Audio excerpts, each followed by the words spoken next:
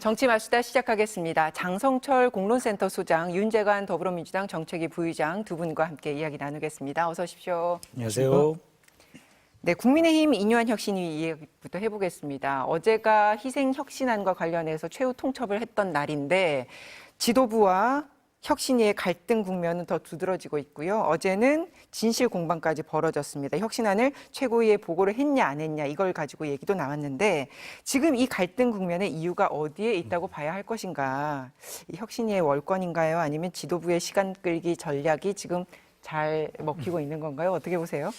여러 가지 측면이 있는 것 같은데요. 기본적으로 혁신위원장을 김기현 당대표가 임명했잖아요. 근데 혁신위원장이 김기현 당대표 당신부터 말이야 홈지 출마든 불출마든 결단을 내려라 그렇게 욕을 하니까 김기현 당대표로서는 상당히 기분이 많이 상했을 것 같아요. 그래서 혁신위가 한 발 더 계속 밀리는 모습을 지도부가 보여주면은 혁신위는 도저히 감당할 수가 없다 그렇게 판단을 해서 혁신위에서 뭐 건의를 하거나 결정하는 사안들에 대해서는 이제 그냥 뭐 저희가 논의 한번 해보고요. 저 공천관리위원회 구성되면 그쪽에 다 넘겨서 검토하도록 하겠습니다. 라고 그냥 원론적인 얘기만 할 것 같아요.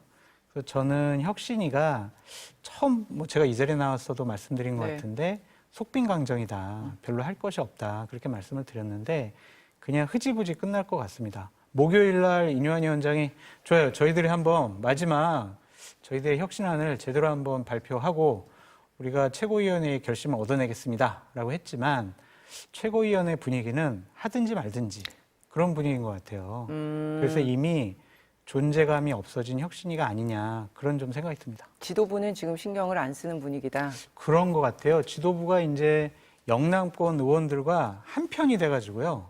영남권 중진 의원들은 우리가 김기현 대표 체제에 힘을 실어줘야 우리 자리, 우리 공천을 계속 유지하고 담보할 수 있겠구나. 라고 판단을 한 것 같습니다. 그래서 뭐 초선 의원들 같은 경우도 자 혁신을 해야 우리가 이길 수 있습니다. 라고 생각하는 것보다 김기현 당대표 체제에 힘을 실어줘야 우리가 공천받을 수 있어. 이런 생각을 갖고 있기 때문에 혁신위가 의미 있는 성과를 내기는 이미 힘들어졌다. 그렇게 말씀드립니다. 몇 달 전에 출범할 때부터 공이 똑같은 예상을 좀 했지 않습니까? 지금 진실 공방이 이루어진다는 그 자체가 지도부에서는 혁신위의 안을 받을 가능성이 전혀 없고 거부한다라고 하는 것을 분명하게 표시한 것이라고 보여지고요. 국민의 입장에서 보면 변방 사또들끼리 열심히 싸우고 있는데 나는 관심 하나도 없어 라는 생각을 많이 하시는 것 같아요. 지금 제일 중요한 내용에서는 벗어나 있는 그들만의 리그에서의 밥그릇 싸움 이 정도로만 생각하고 있는 상황이기 때문에 별 변수가 되지 못할 것이다, 못하고 있다, 앞으로도 못할 것이고 용두사미로 끝날 것이다 그렇게 예상이 됩니다. 두 분 다 이제 다 힘 빠졌고 곧 끝날 것이다 이 말씀이신 건데 혁신위원들 얘기를 들어보면 내부에서는 오늘 목요일에 마지막 회의를 끝으로 활동을 마무리하는 방안에 무게가 실린다 이런 분위기도 나오고 있는데 근데 그냥 그렇게 끝날 것인가? 그래서 일각에서는 마지막 혁신안으로 비대위 가야 된다. 지도부가 이대로는 안 된다. 이런 혁신 카드까지 던지면서라도 끝내지 않겠냐. 네. 동력이 없지 않습니까?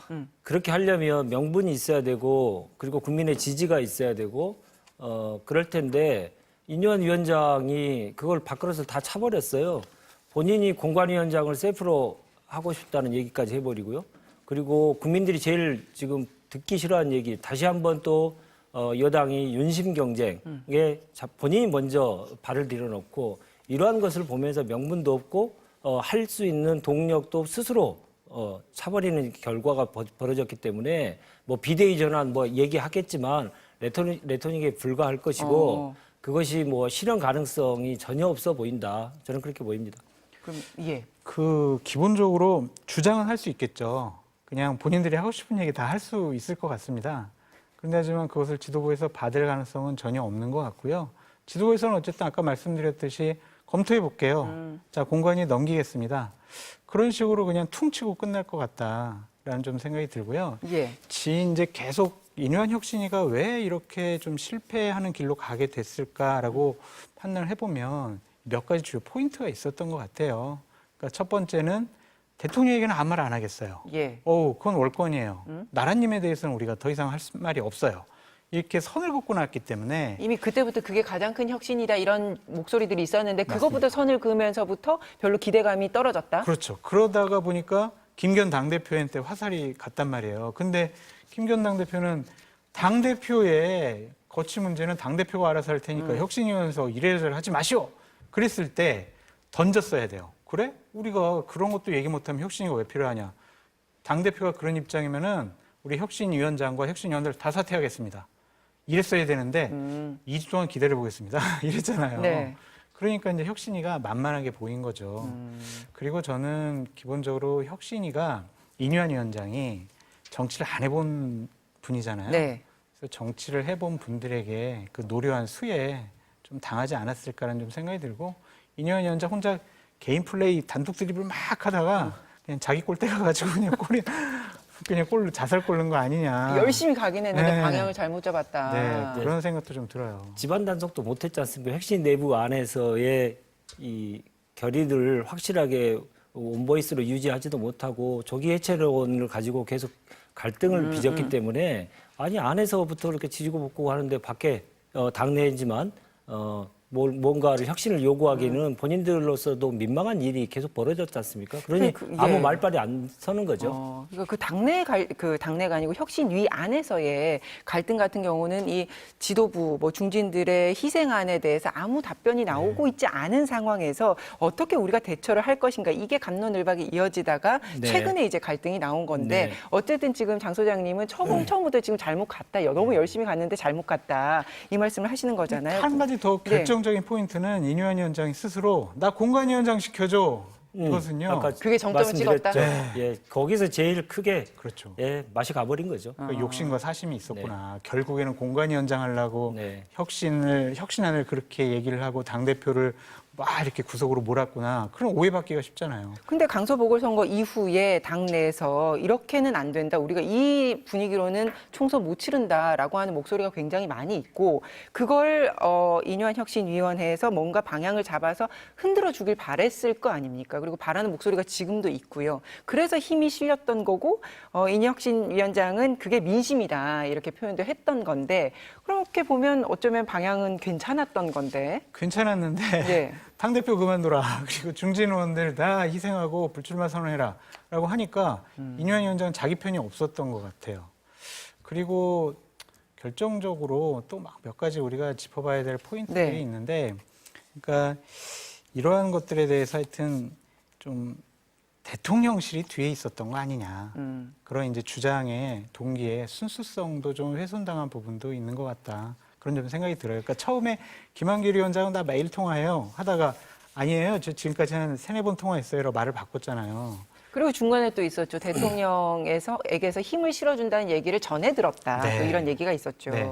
그런 것들을 보면 이뇨한 위원장이 스스로 본인의 권위와 리더십을 세워나가려고 하기보다는 내 뒤에는 대통령실이 있어라는 타의에 의한 권위를 세우려고 한 것도 조금 지금 실패로 가는 지름길로 가는 길이 아니었느냐라는 좀 생각이 들고요. 예. 국민의힘이 이제 통증이 만성화된 것 같아요. 무슨 말이냐면 자, 우리 스스로 혁신하고 개혁하고 잘하는 모습 보여서 예. 내년 총선 때 국민의 선택을 받아야지 라고 판단을 했는데 어제 최고위원 한번 봐보세요. 김혜지 최고위원 한 명만 제외하고는 다른 최고위원들 6분 다 이재명 당대표 비판하고 공격하고 했어요. 다시 물론, 이제 야당에 대한 목소리가 높아졌죠. 물론 이재명 당대표에 대한 비판할 만한 것들이 많이 있어요. 예. 그런데 그거는 뭐 당대표나 아니면 최고위원 한두 분 정도만 하면 될 텐데 지금 모든 것을 또 이재명 때려잡자 이런 쪽으로 흘러가고 있거든요.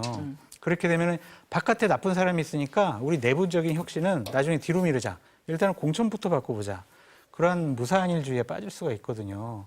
그래서 당이 이제 강서구청장 보궐선거 이전으로 되돌아간 것이 아니냐 그런 평가도 해볼 수 있습니다. 인류한 혁신위원회든 지금 최고위원회든 말씀하셨듯이 국민들이 제일 바라는 것은 윤심 경쟁 제발 그만해라. 국민을 바라봐야지 왜 용산만 바라보느냐. 그런 구태를 좀 청산해야 된다라고 하는 요구가 있었는데 인류한 혁신위원회도 마찬가지고 지금 최고위원도 구태라고 할 수 있는 윤심 경제만 계속 하고 있거든요. 그런 문제들 때문에 지금 이러한 문제들이 계속 벌어지고 있고 혁신은 새로움인데 새로움을 보이지 못하고 다시 구태로 회귀하는 그러한 석 달의 시간을 허비했다. 저는 그렇게 보입니다.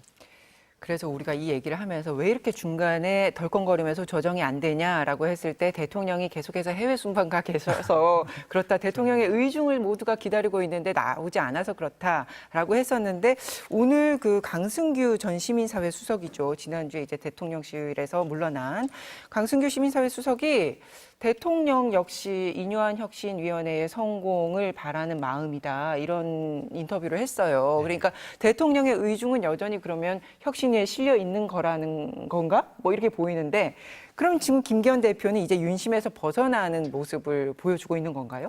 이게 이제 혁신위가 만약에 목요일 날 비대위 구성해라라고 주장을 했는데 최고위원이 거부를 했어요. 그럼 혁신위는 아마 해체 수순 갈 겁니다. 그렇게 되면 당은요. 김기현 대표 체제로 급속하게 수렴될 가능성이 높아요. 그러니까 그 상징적인 장면이 뭐냐면 인유한 체제가 무너지면 윤석열 대통령의 당에 대한 공천 장악력이 느슨해졌다, 약해지고 있다, 그런 반증으로 보여집니다. 그게 시그널이다. 예. 그러면 이제 김기현 당대표가 내가 대통령 말 안 들어도 내가 당대표직을 유지할 수 있겠네? 최고위원들도 자기들 공천에 이해관계가 있으니까 좋은데 공천 준다고 하고 뭐 우리끼리 잘 지내보면은 공관위원장 대통령이 이 사람 시키라고 해도 우리가 공관위원장 우리끼리 정해도 되겠네? 공관위원들 우리끼리 정하면 되겠네? 이래버리잖아요. 네. 대통령께서 당의 공천에 개입할 수 있는 수단과 방법이 전혀 없어요. 그렇기 때문에 인유한 혁신위 체제가 조기에 무너진다라는 거는요. 당에 대한 대통령의 장악력과 그립력이 약해졌다라고 우리가 분석해 볼 수도 있습니다. 정반대의 경우도 있지 않겠습니까? 지금 인유한 혁신위원회가 지지부진해지니까 대신 띄운 게 한동훈의 역할론, 원희룡의 역할론 이렇게 하면서 어제도 뭐 개각도 있었지 않습니까? 그러면서 대통령의 그립감을 확실하게 당을 통해서가 아니고 용산이 직접적으로 장악하기 위한 여러 가지 지금 시도들을 하고 있지 않습니까? 그래서 대통령의 영향력이 줄어들 공간이 없다. 그 통로가 잘 없다. 그건 정반대의 길로 지금 가고 있는 게 아닌가 싶고요. 김기현 대표에 대해서는 그 역할은 그대로 그냥 앉아만 있어. 바지사장의 역할만 그대로 하고 실제로 간판은 내가 진짜로 믿는 사람들, 나와 지금 내각을 같이 했던 사람들, 이런 사람들로 갈 테니까 조용히만 있어. 이렇게 하는 모양새 아닙니까? 아니, 그러한 한동훈 장관이나 원희룡 장관의 당내에서 역할도 결정하는 것이 김기현 당대표잖아요. 김기현 당대표가 당대표직을 찍어야 그 사람들이 당직을 받든지 뭐 선대에서 중요한 역할을 하든지 아니면 공천을 받잖아요. 그런데 대통령의 힘이 약해졌다고 생각을 하면 김기현 당대표로서는 대통령께서 원래 당무 개입 안 하시기로 했었고요. 검사 낙하산 공천은 없다고 저한테 얘기하셨었습니다. 저도 몇 번 국민들께 말씀드렸죠. 그 약속 저희들이 지키는 국민의힘의 모습을 보여드릴게요. 그걸 김기현 대표 체제로 이제 그런 김기현 내세우는 대표의 거죠. 모습을 기대하십니까? 불가능하지 않겠습니까? 근데 이제- 태생적으로부터 예. 용산으로부터 지금 전적으로 의존해가지고 당대표가 된 사람이 지금 와서 이제 완전한 독립성을 유지한다는 것은 어불성설이죠. 그렇게 갈 수 있는 스스로. 예, 그래서 요즘에 이제 기류가 바뀌고 있는 여러 도처의 이제 장면들이 보이는데 공관이 이제 바로 다음 주나 뭐 이번 달 중순에 이제 빨리 띄우겠다는 거고 네. 공천을 총괄하는 공관위원장을 김기현 대표가 직접 단수 후보자를 검토하고 있다 이렇게 또 전해지고 있습니다. 그리고 또 최고위 마지막 한 자리를 김석기 의원이 맞아요. 앉게 됐단 말입니다. 네. 김기현 대표의 최측근이죠. 그렇죠. 이런 걸로 봐서는 그냥 딱 이 체제를 그냥 공고회에서 절대로 물러나지 않고 내 체제로 총선 치른다. 이제 이걸로 천하에 그냥 알리고 있는 것 아닌가. 그런 수순으로 가는 것처럼 보여요. 아까 말씀드렸듯이 김기현 당대표가 대통령님 저희 공관위원장 누구 시킬까요? 저 공천 어떻게 할까요? 김기현 대표가 상의하지 않으면은요 대통령께서 관여할 수 있는 수단과 방법이 없다니까요. 그러니까 최고위원들 4명이 아니 김기현 당대표 왜 당신 왜 대통령 말을 안 들어? 우리 선출직 4명 최고위원 다 사퇴할래. 그러지 않는 한 이것은 김기현 체제가 공천을 장악할 수도 있다. 이렇게 보여지고 김기현 대표실에서도 인유한 체제를 흔들기 위해서 끊임없이 뒷작업을 좀 많이 했던 것 같아요. 그러니까 그건 왜요? 시간을 벌기 위해서였어요. 그러니까 인유한 위원장이 자꾸 당대표 당신 결심하시오. 다음 주까지 결심하시오. 며칠까지 결심하시오. 그러면서 막 코너로 몰았잖아요. 그러니까 뭐 기자분들에게 이뇨한 위원장에 대해서 당신은 어떠냐 저쩌냐 이런 질문도 많이 해보라고 그러고 여러 가지 좀 권한과 책임을 좀 미루는 그런 모습도 많이 좀 보였던 것 같아요. 그래서 이미 혁신이와 김기현 당대표 사이는 이제 멀어질 대로 멀어졌다. 다른 길을 간다. 그렇게 봐야 될 것 같아요. 그럼 애초에 김기현 대표가 이뇨한 혁신위원장에게 전권을 주겠다고 했을 때 이런 카드로 들어올 거라고는 생각을 못 했다고 봐야 되는 거예요? 앵커님, 저 처음에 이 자리에서도 말씀드렸듯이 그 정권이라는 거는 혁신위 활동 기간, 예. 그다음에 혁신위원 임명, 그리고 혁신위의 의제 이거지. 자, 혁신위가 결정하는 모든 사항을 최고위원회에서 그대로 받아들이고요. 우리가 당론으로 추진하겠습니다라는 약속은 김기현 대표가 단 한 번도 한 적이 없습니다. 그랬죠. 정권이 아니에요. 그러니까 정권이라는 이름의 페인트 모션을 한 거죠. 국민들에게 완전 속임수를 한 거죠. 모든 걸 다 맡기는 것처럼 하고 국민의 눈을 비판을 받았던 선거 패배 이후에 받았던 비판을 혁신위로 옮기면서 본인은 시간 벌기를 한 거 아닙니까? 그게 성공했던 거고 용산의 입장에서 보더라도 지금 비대위 체제에 가서 또 불안정한 당내의 모습을 보이면 어떻게 자기의 그 공정권에 대한 영향력을 어떻게 행사할지 다시 판을 짜야 되는 거거든요. 그럴 바에 차라리 말 잘 듣는 김기현 체제를 그대로 유지하고 내 아이들, 내 새끼들을 앞장 세워서 총선 치르겠다. 이런 심사는 아니겠습니까? 김기현 대표에게 이뇨한 혁신위원회는 어떤 의미였을까라고 저에게 물어보신다면 유산균이었다 그렇게 말씀드릴 수밖에 없어요. 그러니까 건강하게 만드는? 생명 연장의 꿈을 실현시켜줬어요. 혁신위가 뛰지 않았으면은요, 김기현 당대표 그 강서구청장 보궐선거 선거 패배 때문에 책임지시오, 사퇴하시오, 비대위에 가야 됩니다. 이것 때문에 정말 몇 달 동안 고생했을 거예요. 근데 혁신위로 툭 밀어놓으니까 자, 우리 혁신위 좀 두고 봅시다. 이뇨한 위원장이 막 여러 가지 스포트라이트 많이 받았잖아요. 김기현 대표는 뒤로 빠지고 이제 이뇨한 위원장 딱 치우고 공간이 딱 띄우면은요, 김기현 대표 체제가 안정적으로 내년 총선 때까지 갈 수 있는 가능성이 높아졌다. 그러면 당 내에서는 어쨌든 지도 체제는 뭐 안정적으로 가더라도 국민들이 봤을 때는 결국에는 국민들에게 국민의힘이 혁신하는 모습, 정말 달라지는 모습을 보여주겠다고 출범을 시켰던 기구인데 그게 이렇게 유야무야 끝나버리면 국민들에게는 아 그래 되게 지도 체제 하나로 단결해서 잘 가네가 감동이 있을 것인가? 그럼 국민의힘은 이 이후에 총선에 어떤 변곡점을 맞을 수 있을까요? 김기현 대표 이제 물러나고 한동훈, 원희룡 뭐 이런 분들 영입 인사들을 딱 전면에 내세울 거예요. 그래서 우리가 사람이 바뀌었어요, 얼굴이 바뀌었어요, 새 인물이 왔어요. 이런 식으로 해서 좀 위기를 돌파하려고 하지 않을까 싶습니다. 재활용이죠. 새 인물이 아니고요. 기존에 다 써먹었던 사람들 다시 한번 리사이클을 하는 건데 그걸 이제 재활용의 방식이 아니고 뭔가를 띄워주려고 지금 열심히 노력하는데 국민들 눈에는 그것은 옛날부터 많이 나왔던 회전문 인사 그 이상 그 이하도 아닙니다. 알겠습니다. 이제 수도권에 출마하는 국민의힘 내의 이제 인사들 입장에서는 이번 계기를 통해서 굉장히 좀 달라지는 뭔가 국면을 맞고 싶었을 텐데 네. 결국에는 영남 지도부로 네, 맞아요. 공급해지니까 좀 그 부분에 대해서 아쉬움들이 있을 것 같습니다. 만약에 이렇게 마무리가 된다면. 그렇죠. 수도권의 현역 의원들이나 아니면은 출마하고자 하는 당협위원장들의 위기감은 상당한 것 같습니다. 그래서 그분들은 일단 김기현 대표 당신 안 돼 이렇게 공격을 하고 있지만 당협위원장에 무슨 힘이 있겠습니까? 또한 그분들도 공천을 받아야 되기 때문에 집단적인 목소리가 나오기는 힘들어 보인다. 그냥 당은 이대로 갈 것 같다. 그런 생각이 듭니다. 알겠습니다.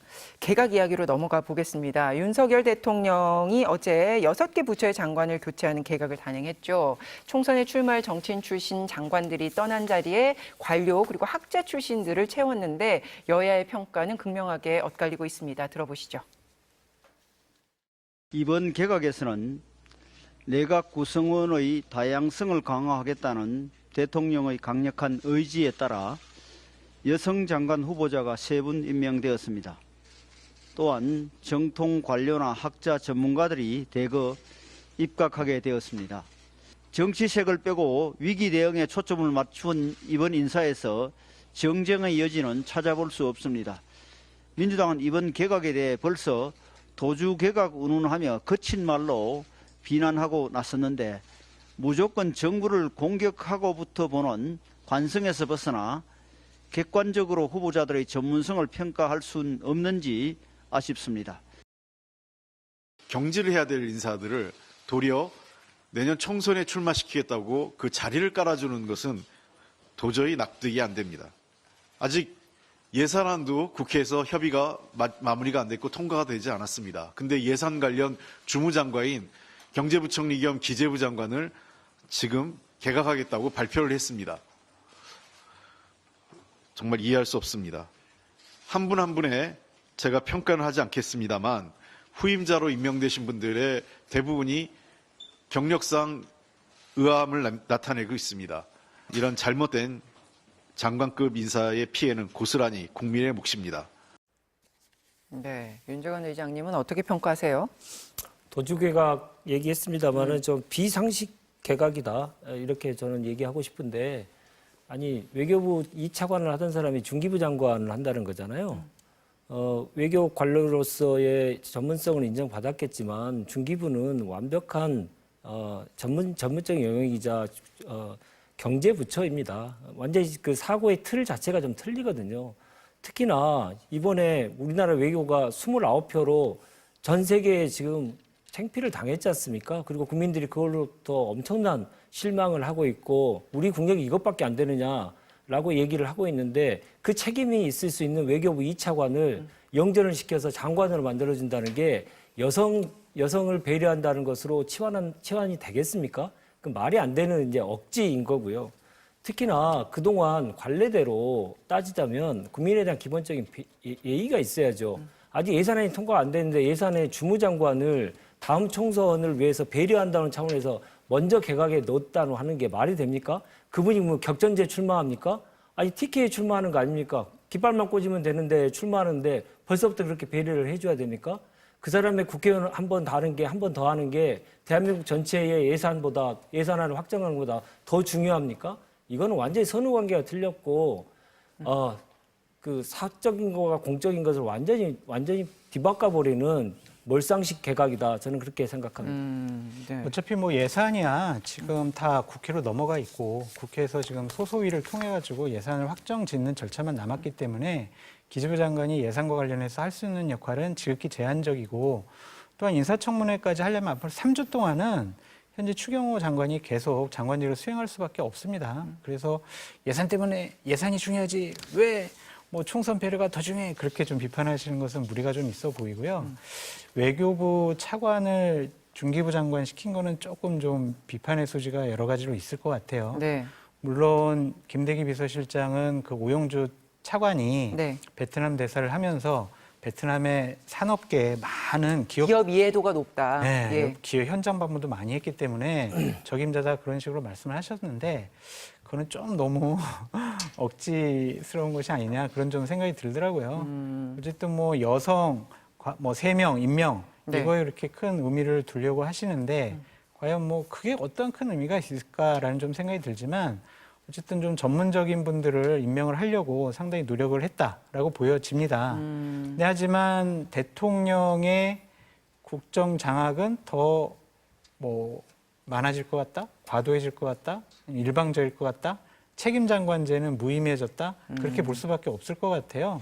왜냐하면 이제 대통령께서도 한 1년 6개월, 7개월 정도 네. 국정 운영을 하시다 보니까 어떠한 신임 장관들보다 그 부처의 현안에 대해서는 더 많이 잘 알고 계실 것 같아요.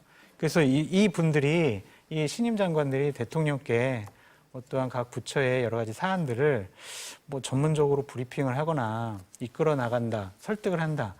그러기에는 좀 쉬워 보이지 않을 것 같아서 대통령의 국정 장악력이 높아지는 내 말 잘 들어 개각이 아니냐 그런 생각이 듭니다. 아니 국회 또 여러 태 근무하셨던 경험이 있으시니까 잘 아시지 않습니까? 예산을 마지막 할 때가 가장 중요합니다.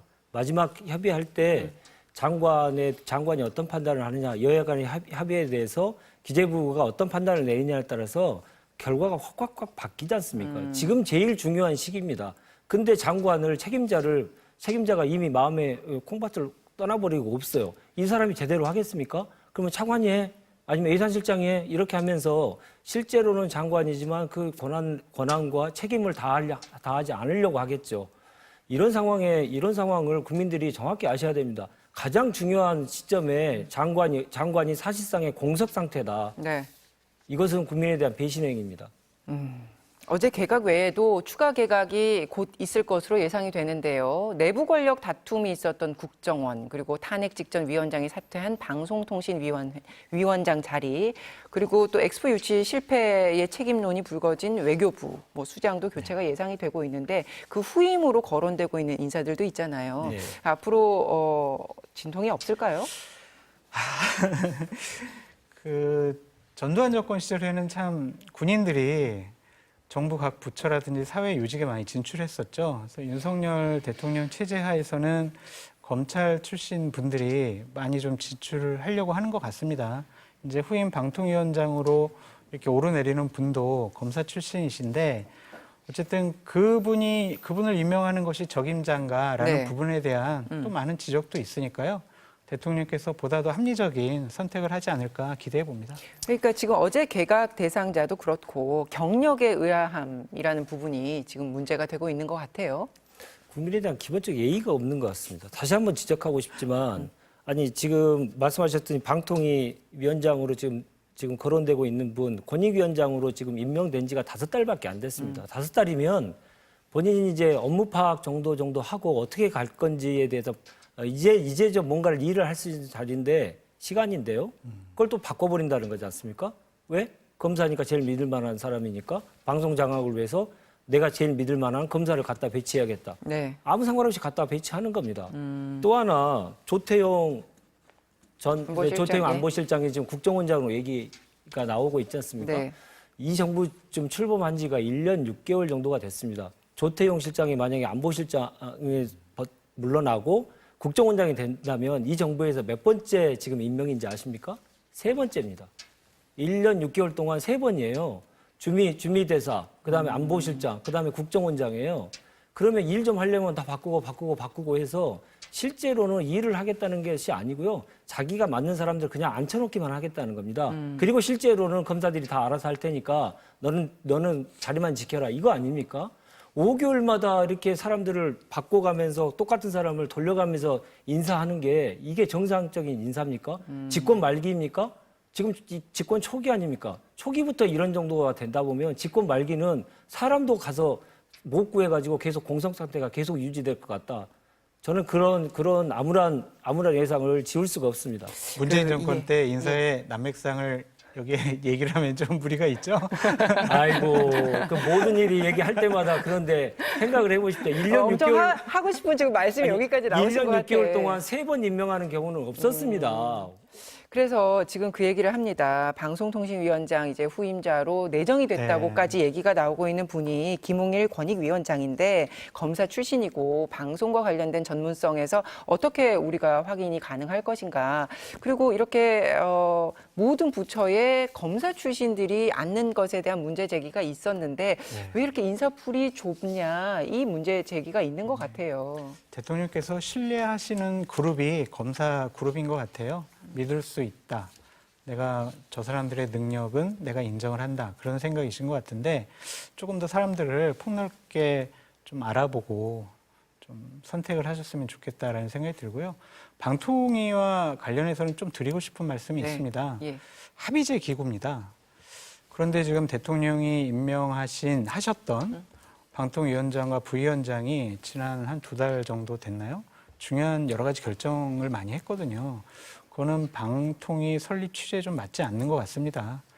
어쨌든 여야 공이 추천하고 대통령이 임명을 해서 3대2 이런 식의 합의제 기구인데 그것을 그냥 무력화시키는 것은 분명히 좋지 않은 선례 같아요. 이러한 일이 문재인 정권 하에서 벌어졌으면 국민의힘에 계셨던 의원들은 아이고 잘하고 있네. 문제 제기 안 하시겠어요? 이거는 옳지 않은 것 같습니다. 정권은 계속 바뀔 수 있지만 제도에 의한 국가 시스템은 계속 나라가 존재하는 한 유지가 돼야 되잖아요. 그러니까 이러한 일들은 좀 바로잡혀졌으면 좋겠어요. 여권에서 추천한 인사든 야권에서 추천한 인사든 대통령께서 임명하셔서 정말 합의제 기구로서 올바른 판단을 할 수 있는 제도적인 시스템을 갖춰줬으면 좋겠다라고 말씀드립니다. 알겠습니다. 방통위원장이 예. 그 정도로 급한 사안이면 방통위원 임명도 같이 해야죠. 지금 5명 중에 2명만 있었고 이제 1명만 남은 거 아닙니까? 방통위원장이 그렇게 했다면 같이 했어야 되는 게 그게 순리인 것이고 그러면 그거에 대해서는 국민들이 합당하다고 생각할지 모르겠습니다. 그런데 그런 걸 하지 않고 또 박통위원장에게 검찰 독재 정부가 아닌가라는 의심을 다시 한번 들 수밖에 없는 그런 사람을 또 전문성이 하나도 없는 사람을 갖다 앉힌 거예요. 특히나 BBK가 무혐의다라고 전 국민에게 브리핑했던 사람. 근데 알고 보니 그건 다 유죄로 확정이 됐지 않습니까? 그런 사람을 다시 앉힌다. 이게 국민들로부터 납득이 되겠습니까? 알겠습니다. 아직 지명된 건 아니니까요. 네, 구체적으로 얘기가 나오면 또 다시 짚도록 하겠습니다. 민주당 이야기로 넘어가겠습니다. 이낙연 전 대표가 연일 당과 이재명 대표를 향해서 비판을 쏟아내고 있는데요. 어제는 민주당의 면역 체계가 무너졌다. 당내 민주주의가 억압되고 있다. 자, 이런 같은 취지의 얘기를 계속했고 오늘은 당 홈페이지에 자신에 대한 출당 청원이 이어지고 있는 것에 대해서도 입장을 밝혔는데 직접 들어보시겠습니다.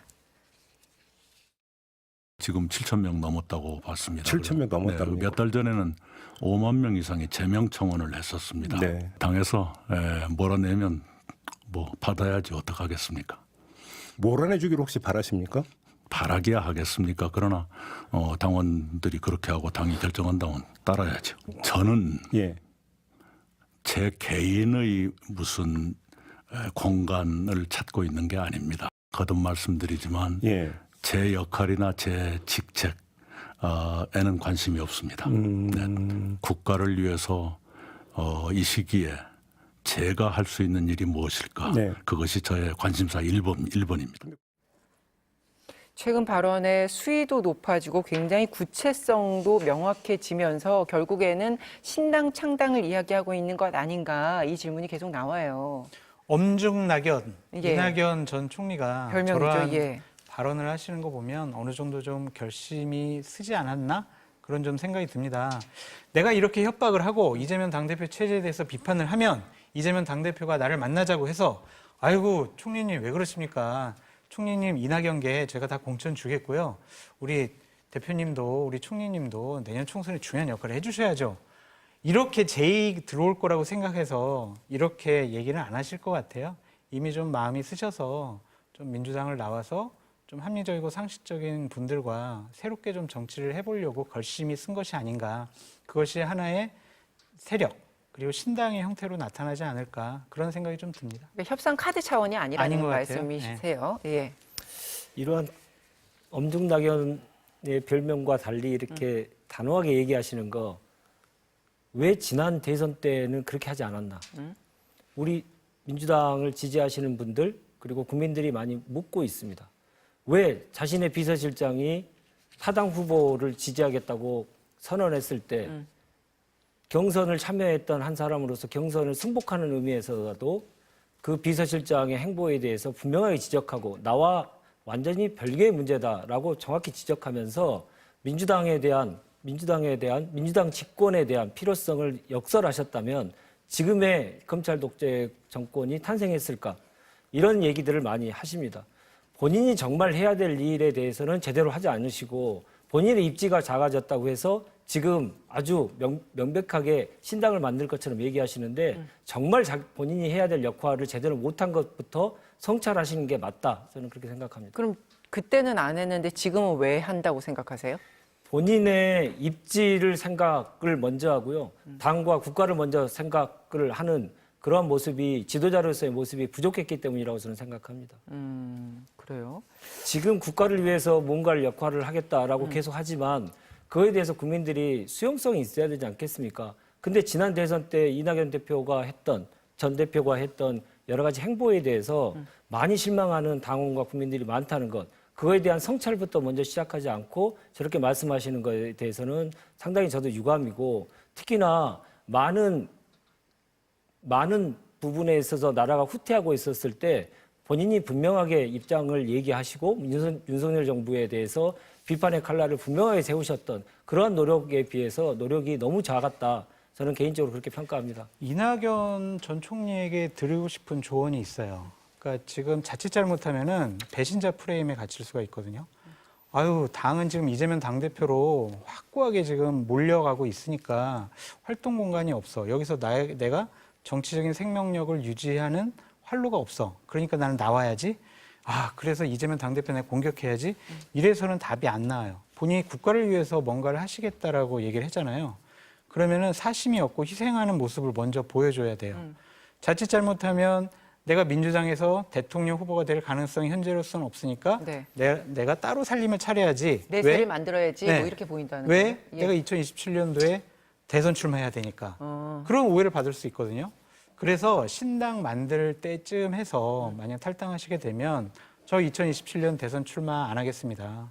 그냥 정말 대한민국 정치 바로 세워주고 합리적이고 상식적인 정치가 우리 대한민국 양극단 정치를 어쨌든 좀 국민들께 사랑받는 정치로 탈바꿈하는데 제 모든 걸 다 걸겠습니다. 저 개인적인 정치적인 욕심 더 이상 없습니다.